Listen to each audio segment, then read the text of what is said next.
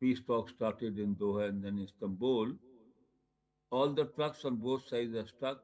All the people wanting to come or go to Afghanistan are stuck, and the trade has been stopped for so many days. We will not suffer, but Afghanistan will suffer a great deal because all its supplies of basic food and other materials which they import comes on Karachi airport, Karachi port, and then by road it goes into Chaman or into Torkham. And from within Pakistan, they take fertilizer, they take wheat, they take sugar, they take pharma, they take so many things. And when the war with Soviet Union was going on or with America was going on, there was very free movement between the two citizens of two countries, mostly Afghanis coming here and trading sometime with Afghani money, Afghani currency, and we used to accept it and we used to buy with that currency whatever we wanted to buy, fruits or dry fruits or things that we normally take from them. So if they stop the supply of fruits to Pakistan, then their farmers will suffer. And if they stop, they say you can't, don't trade. They don't understand the implication of making such a statement. I don't know who has made this statement.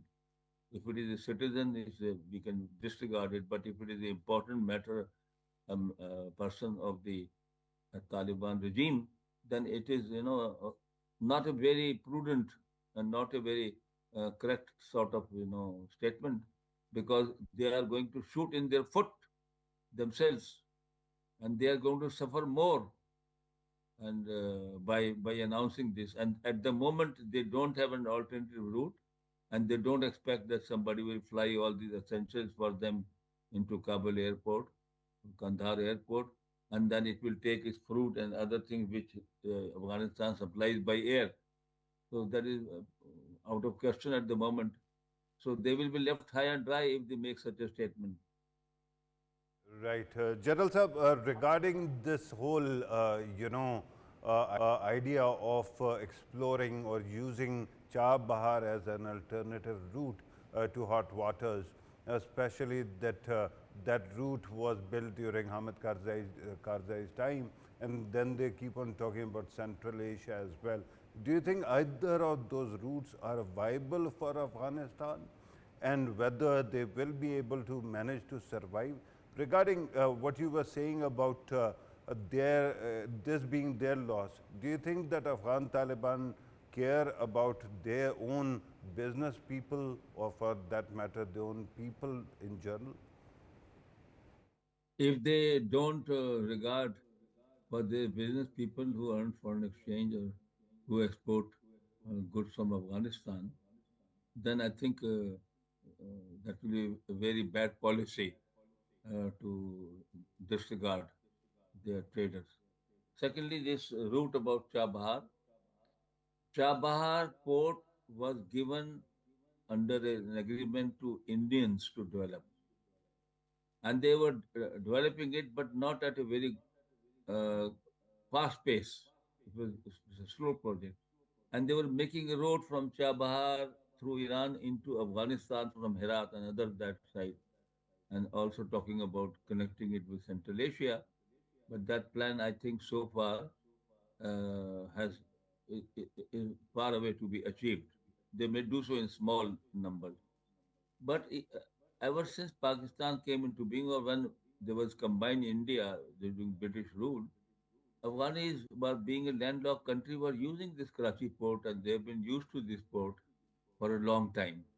So it is not easy to, in a short span of time, to dislocate this arrangement of over a century and then try to develop a new route. It will take a lot of time. And Afghanistan will suffer, their traders will suffer if they don't trade, and they can't force it on their traders. Because if there is no trade between India and Pakistan, India's tradesmen and businessmen are doing all this supply via, Qatar and via Abu Dhabi and via Dubai. So trade never stops because people want various food items or other items, and it is the job of the traders to get it into their country anyway from anywhere. Right. General Saab, Pakistan accounts for 70% of the exports of Afghanistan, and we all know it is going to be harmful for the people of Afghanistan as the prices are going to be high and there's a hunger crisis looming in. And also we know that they have not been recognized internationally except for Russia. Do you think the steps now being taken by Afghanistan would really help them in the world recognizing them as a sovereign state? Yes, I mean, world is not recognizing them as a sovereign state because of many of their announced policies regarding education of women, employment of women, giving them also equal status, and many other things which the world doesn't agree to. It thinks it's a regressive state, and that's why they're not being recognized. And as far as Pakistan is concerned, it is also waiting for them to announce some of the steps which the world is wanting them to do. And but there is no doubt if you say there is 70% trade with Pakistan, and the supply is mostly supply of fresh fruits and dry fruits and things like that, perishables, vegetables. So they cannot supply it easily to any other country, and they General don't Saab, know. coming back to national security and what Pakistan has been enduring for quite some time. Recently, we heard that there's going to be some beef up of security in Islamabad. I'm sure when you were minister at that time also there was a similar kind of crisis or challenges. Do you think that in coming days the steps that have been taken are enough, or what kind of steps should be taken to ensure that Islamabad and the entire country can stay safe, sir?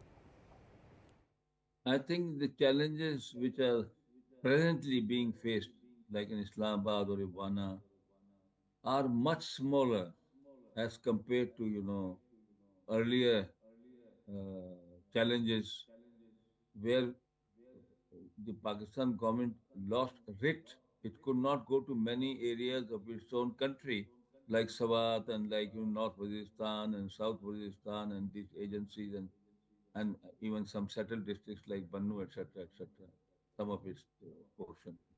So that was a much serious, much larger challenge of terrorism and gaining these areas back from the terrorists.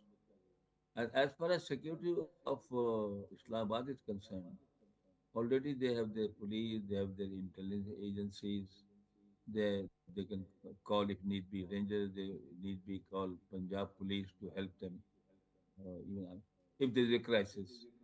But because of one bomb blast, we cannot denude other areas to bring extra forces to Islamabad, even when we don't know when the strike will be there. And a strike like this, anybody coming and blowing himself up or bringing, explosives which he may have been collecting from within the country and to put them in a car and, you know, blast it. Uh, Absolutely. So these acts of this nature will continue in Pakistan. Of course, we have to be alert. In my view, General Saab, it is we have Barrister Fatima Shaheen as well. If you may like to ask any question, Barrister Fatima Shaheen. Yes, thank you so much, Maheen. Actually, I was waiting for my turn. Sir, I have one question that I would want to put to you moving ahead of this entire debate. I think now the thing for Pakistan should also be consideration of the fact that, how are we then moving towards important policy decisions? So, as a lawyer, my question to you would be that, what are the fundamental policy changes? What are the fundamental institutional changes that you would suggest Pakistan now needs to adopt both at a national as well as at an international level so as to combat and tackle terrorism? as far as international level is concerned, Pakistan has given dossiers with proof, concrete proof to United Nations Secretary General to other friendly capitals, Western capitals and others, Pakistan keeps highlighting that we are not creating any terrorism, we are victim of terrorism, Pakistan has been saying. And this now has been proved correct. What India has done in killing people in Canada, in America, poisoning Sikh leader in UK and elsewhere.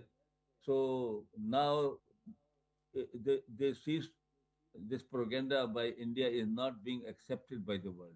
That is one because of our efforts, and so India has been exposed. But with Afghanistan, they still have this. I think they are giving a lot of money to them, and that is why they are ready to attack Pakistan. Uh, we should take all possible precautions on our borders and sensitive areas. But at the same time, we should not lose hope. We should not lose patience.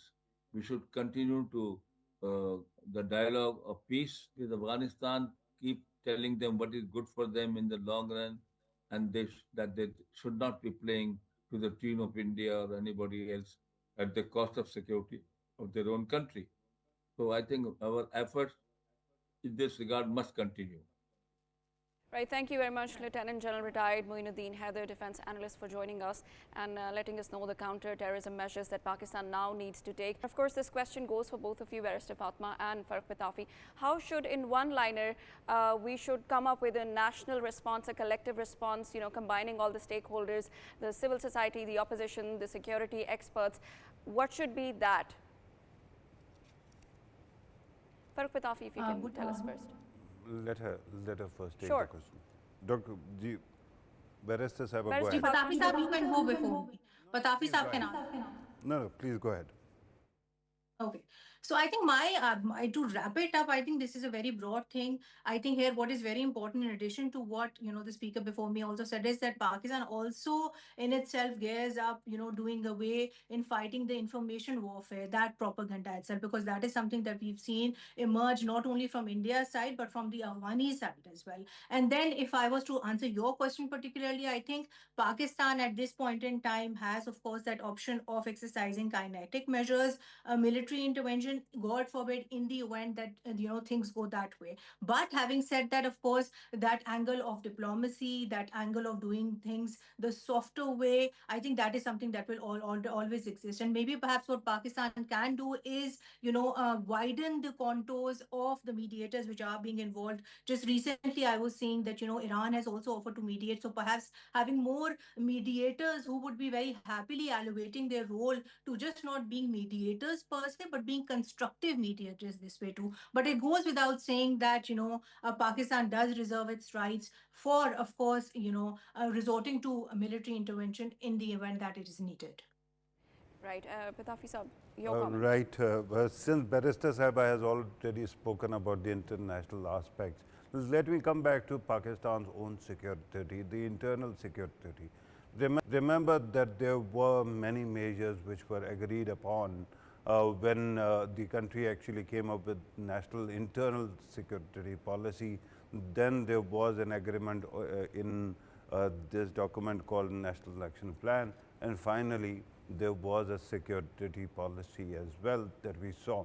So in all that, there has to be a master plan for places like Islamabad, a security master plan, which ensures that things actually take place and ensure that such horrendous episodes cannot take place. The biggest problem right now, Maheen Sahiba, is that whenever such an episode takes place, we actually take it out on the wrong people. How? Because usually what happens that we start stopping the commuters to Islamabad.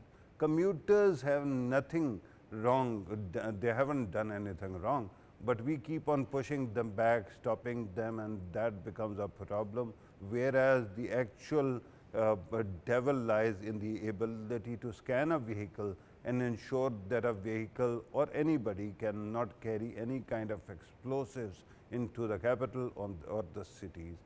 This city is not that kind of difficult to man. We have seen that happening in the past as well. I'm sure that whenever we are at least capable of holding ourselves accountable, we will be, instead of rewarding people or punishing the common man, we will be able to find a solution that sticks and that continues. Right. Barrister Fatima Shaheen, what is your take when we talk about the international community's perception on the fact that these Taliban are being used as proxies from India? How can we work together to fight in changing the perception of the international community? Right, Mine. I think here what is very important to understand is that when we do talk about this from an international perspective, more particularly from the UN's perspective, it is very important to note that the United Nations Security Council has passed around 2 dozen, resolutions actually acknowledging, all this terrorism which is taking place in Afghanistan, also warning it to take due measures. And the most recent resolution by the General Assembly was actually passed in July 2025, which actually said that it's high time that Afghanistan takes measures to rein in all these terrorists so as to ensure that there's regional stability, more particularly that of the neighboring states. And in this regard, what is very important to also mention is that just a few days ago, Monday, I remember, we've also seen that, Pakistan has raised this very concern with the United Nations Security Council, saying that it is deeply concerned with regards to there being presence of, arms and ammunitions, that too in Pakistan, and how that in turn can be smuggled so as to pose a threat to regional stability. So I think when it comes to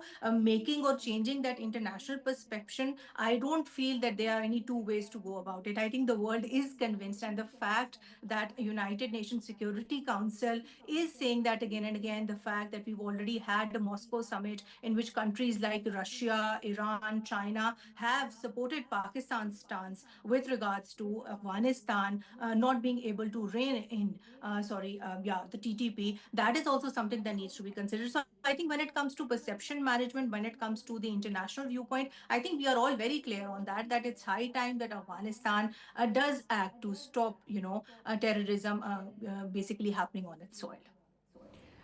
Farrukh Patafi, how would you comment on the fact that if we want to scrutinize the financial flow, we know that India is sponsoring and giving them financial support, the Afghan Taliban proxies. How can we scrutinize that flow of India? Right. Thank you once again. This is a very important question. If you look at, first of all, apply the common sense test, right? When there was an attack in Islamabad, day before, there was a kind of bomb blast or whatever it is in India also. At that time, who was benefiting from that explosion? It was India's government, because they could actually focus on or shift the focus to whatever was happening in New Delhi, so that they could get away with whatever they wanted to in their state of Bihar.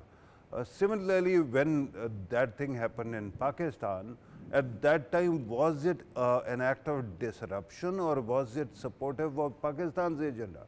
At that time, there were so many events that were taking place. So first of all, it is quite clear that it is India that keeps on killing own people, and it keeps on killing our people as well, and then they celebrate. But on the other side, regarding financials, look, there was a very important data leak. It was called FinCEN leak. Financial, various studies and bank records. India's monies went to various international suspect accounts. One of those was highlighted by Pakistan, that Bank of Punjab, India's Bank of Punjab, actually their receipt was there, the money went to TTP in Afghanistan. So I think that Pakistan has all the necessary tools, given that Pakistan has walked through fire when it actually came out of the grey list of FATF. So if we want to, we can highlight all these matters, because India is certainly well established bad actor, and it is an exporter of extremist ideologies to all over the world. Barrister Fatima Shaheen, world already recognizes, like you raised this point, that world knows what's really happening. How do you think Pakistan should present its case, especially when it comes to Pakistan fulfilling the conditionalities of FATF, and now looking at India, its open and open and shut case, the way world should see it, that it is definitely supporting these hubs financially. How should Pakistan present its case to the world? Right, mine. I think Pakistan has already presented it, in a very clear, in a very verifiable stance, in a stance in which already the mediators have endorsed Pakistan's stance. For example, even when we speak about this recent speech that we all heard of the Prime Minister, I think you made your introduction with that. I think that element of the Indian-Afghan nexus and how both countries are coming together to actually commit, terrorism against Pakistan. I think that causal link is very much there, be it in the case of the Jafar Express, attack, or for that matter, with reference to the recent Pakistani fisherman who was actually caught working, for Indian intelligence, and the way he gave those outright video confessions, the way his audios were all tapped. So I think when it comes to that evidentiary bit, Pakistan has very successfully established that. I think the problem lies with the Indians who, after the defeat in May from us, have actually self-inflicted war upon themselves, saying that the Operation Sindoor has been paused momentarily, and it will be actually invoked the minute India is attacked, and any attack that happens in India is automatically going to be attributed wrongly so on Pakistan. So I think maybe perhaps the onus of proof or the burden of proof, that is something that needs to shift back to India. Pakistan has had a very strong case, and even if you see, although this is not directly very related to the topic that we are talking about, the fact how India very conveniently flouts all UNSC resolutions, be it in the case of Kashmir, be it in the case of the recent,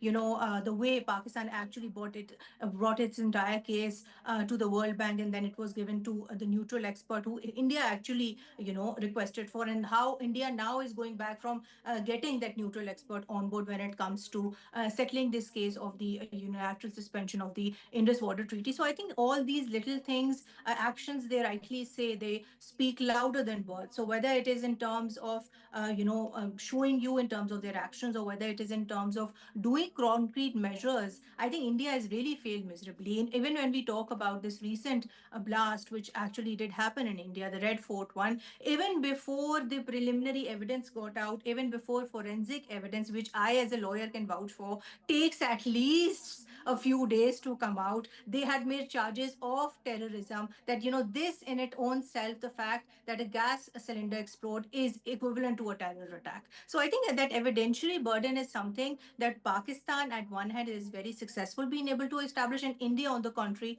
has not been able to.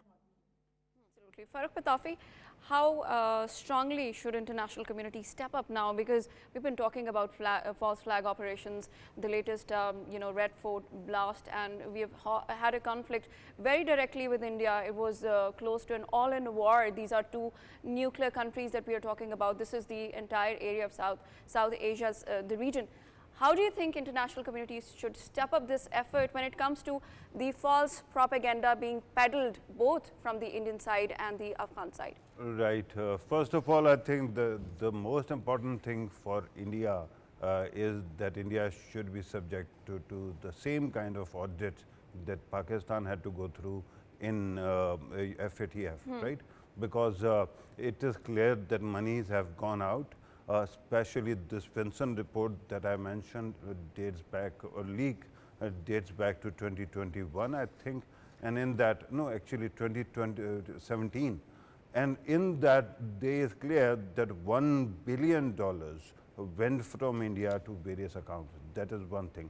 Then India keeps on actually engaging, its intelligence community continuously keeps on engaging in destabilizing other democracies. In the US, in Europe also, they have actually built an alliance with far right, especially the racist far right.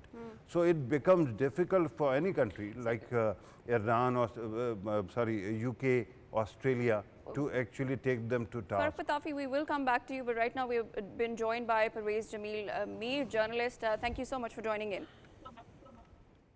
Okay.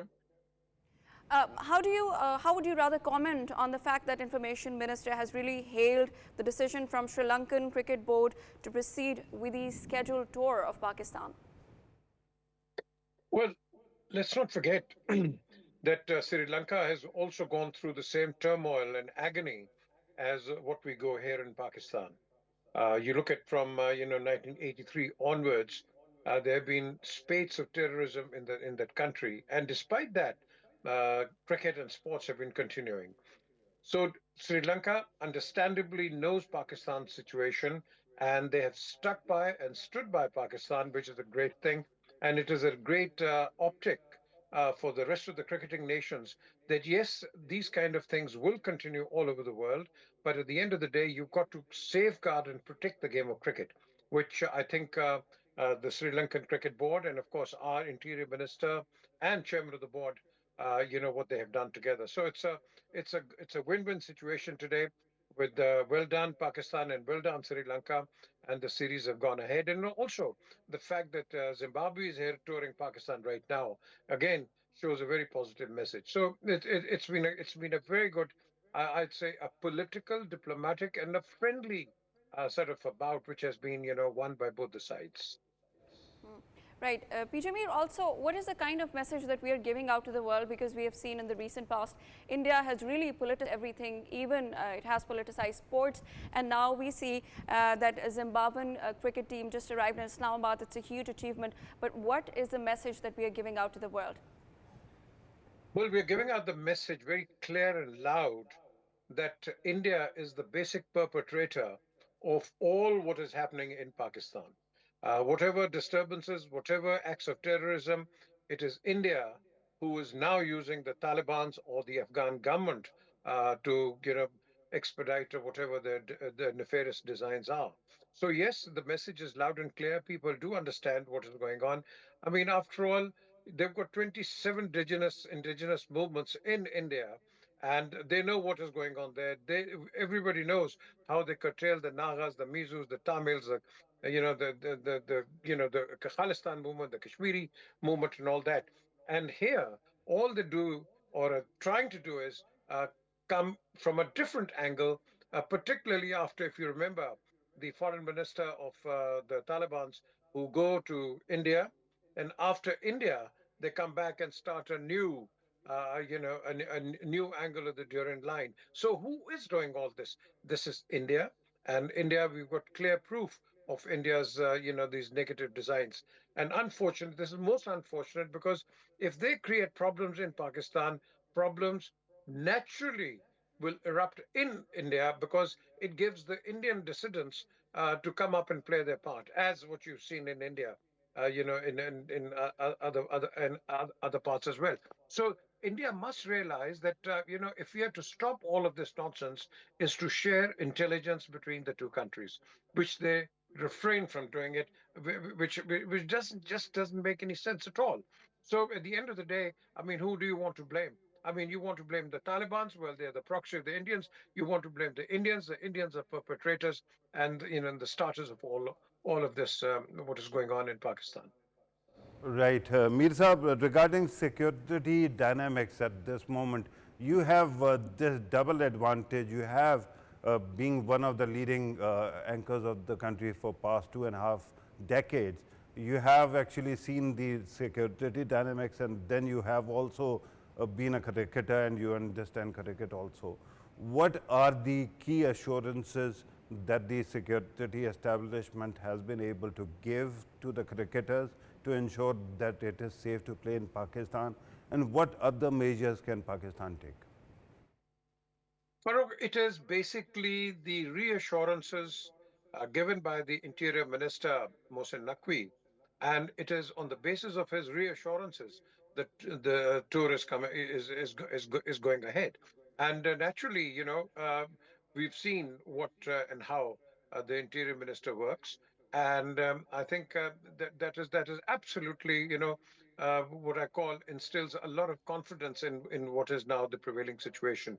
So yes, so that is a great message. And if you remember, there's 90 minutes of conversations and negotiations and talks, and which also included the Sri Lankan, hierarchy. I think altogether, without saying much, we both have succeeded in diffusing a situation which could have culminated perhaps in the same way as what we saw in 2009 when the Sri Lankan team was attacked, and then of course we had 11 years of lull, before the cricketing started again. So I think this is a great step. And let's hope it continues that way. And that is the way forward. Yes, our security has been briefed up. Yes, there are a lot of angles which still need to be discussed, because don't forget that what happened in Islamabad or in other countries, what happens is that people misuse or use rather those instruments in ways which perhaps sometimes are overlooked. Like, for example, in the course of a game, there are temporary staffs. We don't know who those staffs are, when have they been employed, what are their backgrounds. So I'm sure all background checks of anybody and everybody, pertained or related to the stadium will be carried out by the security forces. So I think I'm pretty sure that everything will be okay. Right, thank you very much, Parvez Jamil Mir, journalist, for joining us, senior journalist rather, and for giving us your precious views and see the security dynamics and the cricketing event that is happening. And kudos to all the higher officials. And now we'd be moving to the second segment of our program, which is about the latest situation. Pakistan has joined and aligned itself with the Arab group when it comes to US presenting a proposal of the International Stabilization Force to talk more and have more analysis on the latest situation in Gaza. We have been joined by Haitham Naser, Middle East expert. Thank you so much for joining in. Thank you. Thank you for hosting me. Now, we talk about the mandate of the US proposal when it comes to International Stabilization Force. There are a lot of question marks, there are a lot of gaps that needs to be filled. What do you think is missing from that resolution? Unfortunately, still the umbrella of UN is missing. This resolution opens the door for force use, but it doesn't give exact role of UN in it, which is why a lot of countries might contribute, but they don't have enough legal umbrella, even in front of their parliaments, in front of their voters or public opinion. Secondly, it is being tailored to suit the needs and the wants of Israel or Benjamin Netanyahu, the Israeli prime minister. He says, I don't like Turkish people or Turkish forces to be on the borders. So Americans pressurize Turkey not to be part of the force, despite the fact Turkey did not listen and still insisting to be part of it. But there is a lot of strings pulling and pushing and a lot of negotiation coming from Israel. Although Israel is a part of this conflict, it should not be forcing their will on the international groups who are trying to solve the conflict. This is one part. The other part is Israel is the occupation. Under the international law and UN resolutions in Gaza, Israel is the occupation. So leaving this area is mandatory. Now, for because of the biasness of the American side, we see this scene, which is confusing for the international viewers and also confusing for countries like Pakistan, Qatar, Turkey, of what will be the power of this force. Are they allowed to defend Palestinians or not? Will they have a police power in the streets of Gaza or not? Will they do something against Hamas militants or other militants or not? What's their role? It's not specified so far, which means there is a lot of homework that's not have been done so far on the mediators side, Americans and Qataris and Egyptians, and also on the forces which will want to participate. Either it's Turkey, Pakistan, or many other countries have opened the gate for such participation, but not confirmed yet. Finally, because the tasks which are supposed to be done by this force is not clear. Haitham Naser, what do you think? How idealistic are the actions of the international groups when they are specifically asking that the resolution should reaffirm the right to self-determination for the Palestinian people? Do you actually see this expectation as idealistic? When it comes to General Assembly in UN, it's realistic. When it comes to the Security Council, it's idealistic because we know Security Council does not object this, right? It's only US which uses veto to stop such resolutions by all means. The concept of the determination for Palestinians are not objectionable by Americans. But when it comes as in the form of criticizing, of accusing Israel of denying this right, it becomes objectionable. So the manipulation of the international organizations by Americans for the benefit of Israel is continuing. That's why it seems idealistic, but it doesn't mean it shouldn't have been used. It should be always raised in the international forums because it's a basic right of the Palestinians. The fact that Americans are not listening means that they are being cornered in the يعني corner of being the only state which objects to such right beside Israel. They also said there's going to be no more annexation, which is obviously happening, and they say that the West Bank and the Gaza should be, a single entity under the independent Palestinian state. How far from reality is that? As you rightly pointed out, that it becomes more of an idealistic state when it comes to United Nations Security Council. Unfortunately, these all statements are to cover what Benjamin Netanyahu and the other Israeli extremist leaders are doing on the ground. If you are an American voter, you listen to your president saying that, oh, there will be no annexation, you will be satisfied that, okay, your president is doing enough. But you will not dig deep into what's happening in Gaza because that doesn't matter. The public opinion in America matters. That's why American president is saying such things to keep his voters happy. But on the ground, he supports Benjamin Netanyahu to do whatever he wants because in the end, Israel is the ally for Americans. The other allies are in the region are temporary allies, which many of the American leaders and officials have said in the last 2 months. America does not consider none of the Arabs, none of the Islamic countries, none of the even regional powers, Turkey or other countries, are real allies. They are temporary partners in specific files and specific projects and specific programs. And Israel is the only ally for Americans in the region in terms of military cooperation, security cooperation, and even boots on the ground. Americans have sent 2,000 officials from the American army to Israel after 7th of October. We still don't know if they left or not.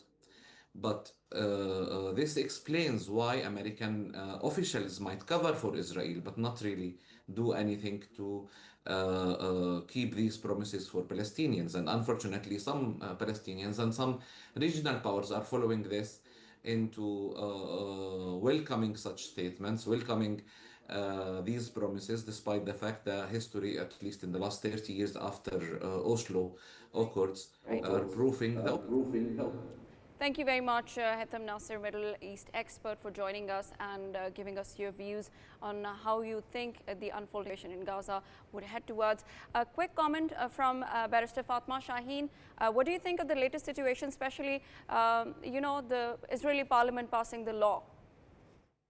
Right. So I think I would want to make a few things here very clear. When we do talk about this, this is not the first time that the Israeli parliament has put forward such draconian laws, barring fundamental freedoms to everybody there. No, no, sorry, not everybody there, particularly to Palestinians. Because if you read the text of that law, which says that, anybody who commits terrorism is going to get a death penalty, that is particularly only related towards Palestinians, not towards the Jewish settlers or Israelis. And again, we've also seen, I think we've done a show on this before as well, Maheen, that, even with regards to the annexation of the West Bank, there have been, moves to get this law through. My concern more as a lawyer would be that when we talk about the United Nations Security Council resolution getting through, what is its particular mandate? Because there are so many ifs and buts here. Number one, if you read the text of the very resolution, that does not give us any ambiguity that it is being passed as per Chapter 7 of the UN Charter charter, which actually would have make it to have binding, enforceability. So in the event, just hypothetically speaking, for the clarity of the audience, even if this Security Council resolution goes through practically overcoming all the hurdles it might come across, at the end, if any country or any country contributing towards ISF sends its forces, there are any ceasefire violations, there are any other issues, who is going to actually enforce that mandate? So number one, I think that is something that needs to be debated upon and made more clear. Number two, what is very important is that we have seen, overall a very mixed response. We have seen countries like Russia and China, who are also, of course, permanent members and will have a very important role in putting this resolution through, raise very. Thank you very much. Thank you very much, Barrister Fatima Shaheen. A quick comment from you, Farrukh Pitafi, to wrap this all up. Yeah, I just wanted to say one thing. I am not giving up hope right now, right? But I tell you one thing for sure. Everybody keeps on talking about America or what America is doing. America has its own dynamics, and we have covered them a lot. But one thing is for sure, many countries have actually stood out as good actors, especially when it comes to these two bad actors, India and Israel. So I just wanted to point out that those people will be remembered. Those who keep on saying that we could have done or should have done, or later they say, they will never amount to much. Right. Thank you very much, Farrukh Pitafi and Barrister Fatima Shaheen, for giving us your views. This was about the situation unfolding in Gaza. And of course, we know that Pakistan joined and aligned with the Arab nations. And now we have to see that these Arab or international partners, which side they stand on, on the right side of the history, or they stand with the wrong side. Now, this is all for tonight's show. This is Maheen Jafri signing off.